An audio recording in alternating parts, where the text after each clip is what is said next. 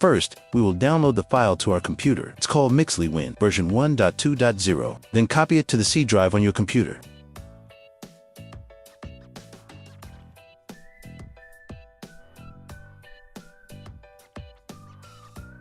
Next, extract the file.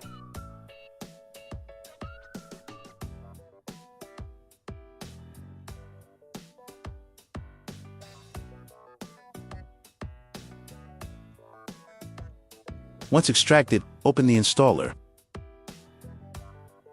Now run the installer file automatically. As administrator, all right here. Here the software will ask about some installation packages.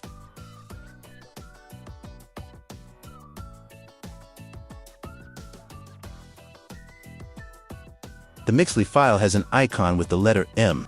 That's the application file we'll use to run the software. Now, I'll send it to the desktop, so it's easier to open later on.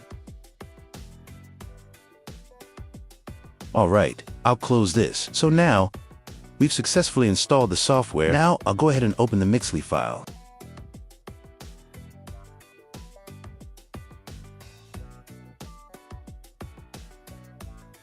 When you open the Mixly software, you'll see that it has three main sections. First, on the left side here, you'll see the block tab. This is where you'll find all the programming blocks in Mixly. For example, under the I/O tab, you'll see blocks for input and output. There are also control blocks for logic flow and control commands to manage how things run. So basically, it works a lot like Scratch. The second section is the blank workspace, where we can drag and drop the code blocks. For example, I'll drag out a digital write block and set it to pin 2, then add a delay block. There we go. Now the third part is the code section.